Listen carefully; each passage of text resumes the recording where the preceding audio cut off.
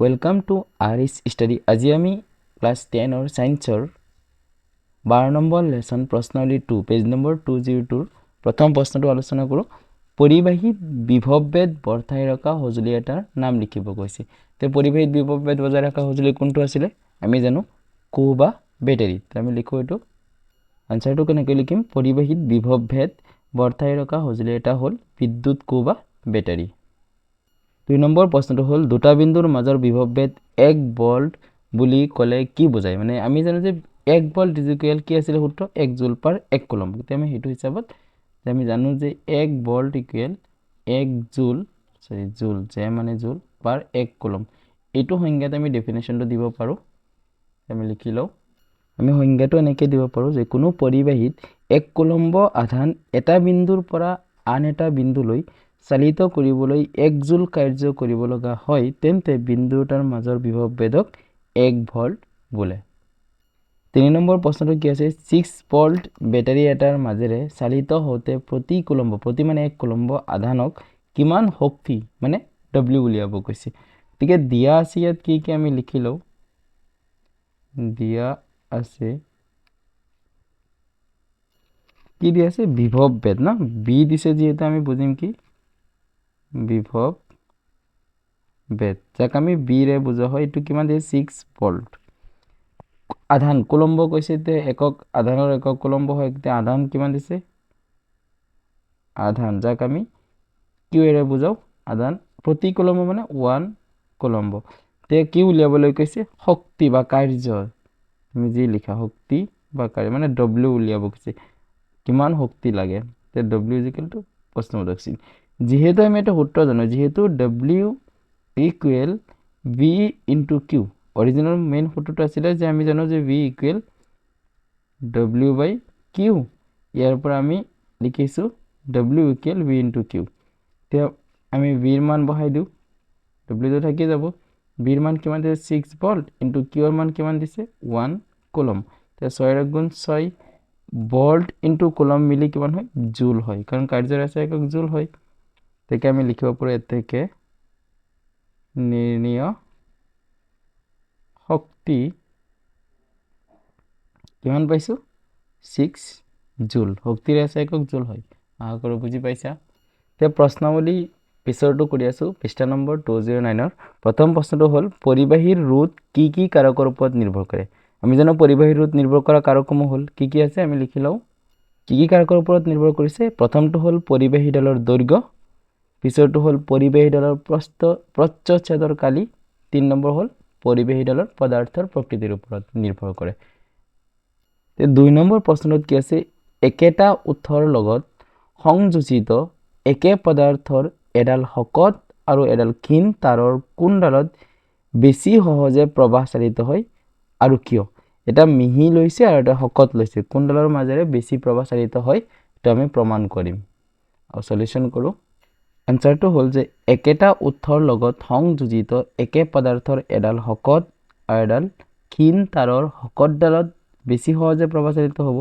কাৰণটো হল ৰোধ হল প্ৰস্থচ্ছেদৰ কালিৰ ব্যস্তানুপাতিক শকত তাৰডালৰ প্ৰস্থচ্ছেদৰ কালি বেছি হোৱাৰ বাবে ৰোধ কম হয় আৰু হেহে ক্ষীণডালৰ তুলনাত বেছি সহজে প্ৰবাহ চালিত হয়। এতিয়া ইয়াত যদি তাৰডাল বেশি মোটা থাকে তেতিয়াহলে তাৰ মাজেৰে কি হয় ৰোধটো কমি যায় কাৰণ ব্যস্তানুপাতিক কৈছে আৰু যদি মিহি থাকে তাৰ ৰোধটো বাঢ়ি যায়। ৰোধ মানে আমি বুজাৰ কাৰণে ক'ব পাৰো যে বাধা প্ৰবাহক বাধা দিয়া এটা বস্তু। তেতিয়া বেছি হৈ যায় যেতিয়া ক্ষীণ হৈ থাকে সেই কাৰণে আমি এটো আনসাৰ লিখিব পাৰো। 3 নম্বৰ প্ৰশ্ন আছে ধৰা হোক বৈদ্যুতিক উপাদান এটাৰ দুই মূৰৰ মাজৰ বিভৱভেদ আগৰ মানৰ আধালৈ কমাওতে বিভৱভেদ কি কৰিছে আগৰ মানৰ আধালৈ কমাওতে ৰোধৰ মান একে থাকে R সেম থাকিব ইয়াৰ মাজেৰে চালিত প্ৰবাহৰ কি পৰিৱৰ্তন হ'ব। এটা অংক হয় কৰি চাও। ওমৰ সূত্ৰ মতে আমি সূত্ৰ জানো যে ওমৰ সূত্ৰটো কি আছিল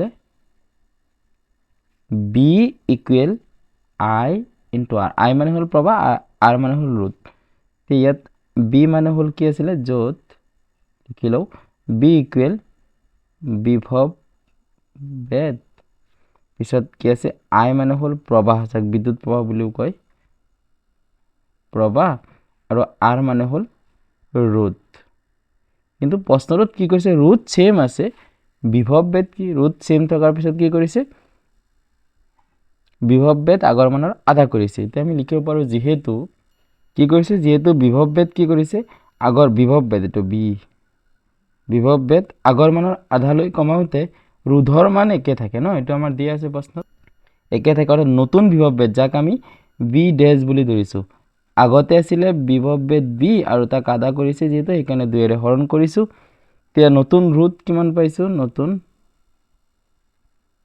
ৰোধ আগত যেহেতু ৰোধটো r বুলি ধৰিছিল এতিয়া আমি r ডেশ বুলি ধৰিলো কি কৰিছে সেম আছে ন আগৰ মান r দিছে এটোই আছে নতুন ৰোধৰ কোনো পৰিৱৰ্তন হোৱা নাই নতুন প্ৰবাহ তিনিটা হ'ব লাগিব নতুন প্ৰবাহ আগৰ প্ৰবাহটো মই i বুলি ধৰিছো এতিয়া মই ধৰিলো i ডেশ বুলি ধৰিলো i ডেশ এটো উলিয়াবলৈ কৈছে প্ৰশ্নত তে আমি ওমৰ সূত্ৰ ব্যৱহাৰ কৰো ওমৰ সূত্ৰ মতে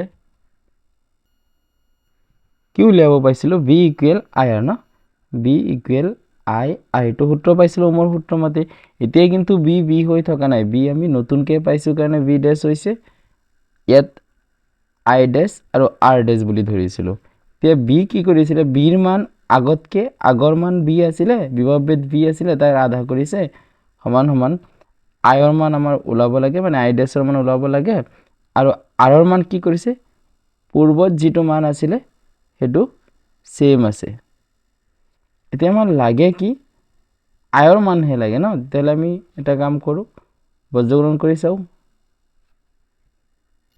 আমি i ডেশ ৰাখি দিলো i ডেশ ৰাখি দিলে 2 r টো তল হৰণ হ'ব ন তেলে 2 ৰ লগত আহিব হৈ যাব 2r ওপৰত কিমান হৈ যাব b ৰ মান হৈ যাব ঠিক আছে i ডেশ ইকুৱেল কিমান পাইছো